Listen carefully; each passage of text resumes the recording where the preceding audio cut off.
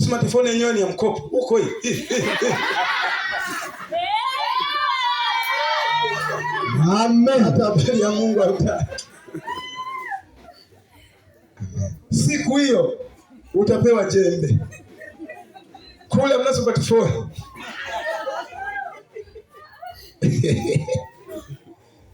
Tukwambia mtumikie Mungu huko hivi, hata ibadani huko hivi. Yaani hata ibadani.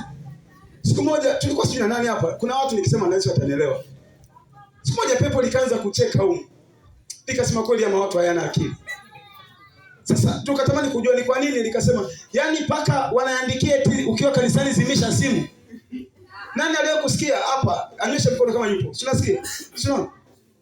Pepo linashangaa eti yani watu paka unawaambia eti zimisha simu kanisani. Ina maana hawajui kama ni kanisani watu.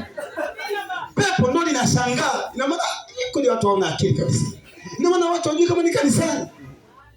Simu ni hivi tu simu. Kanisani ni hivi. Mwingine anatamani kuongelea huko kanisani. Halo, niko kanisani. Huko ndio umekaa kanisani. Toa ushamba wako hapa bwana.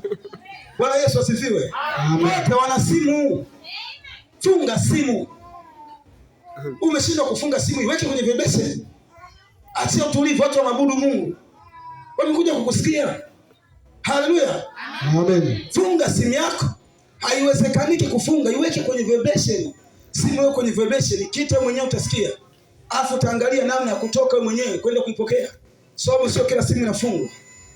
Utatoka kwenda kuipokea. Lakini simu isitusumbue wewe, sisi situpigie makelele. Yapo unaweza kwangu nimeacha wazi. Nisameheni. Bwana anasema kwamba atawapeleka kwenye nchi ambayo hata baba zenu hawajazijua, ni nchi za wachawi. Chakula chao mzee kule ni nini?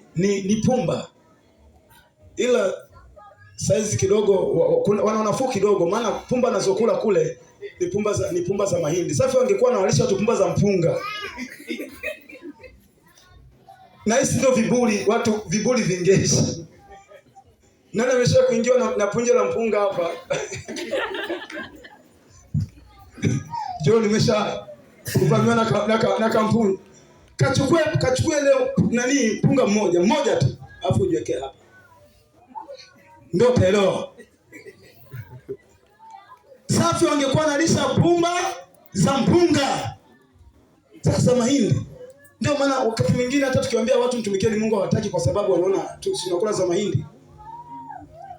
Kuna mgonjwa huko. Tayari roho zimeanza kupiga makelele.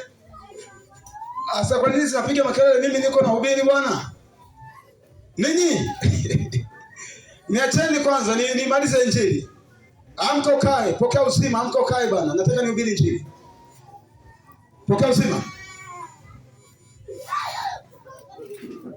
Hebu msogeze hapa mbele. Maana roho tayari zimeshaanza kunifokea. Anasema kwamba nitakupeleka kwenye nchi, endelea. Tukamalizie 14 maandiko nasema. Ndio. Kwa hiyo angalia siku zinakuja asema Bwana. Ndio. Ambapo hawatasema tena.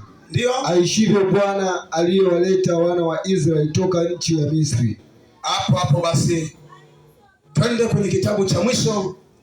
Kitabu cha Mwanzo 12 mstari wa kwanza.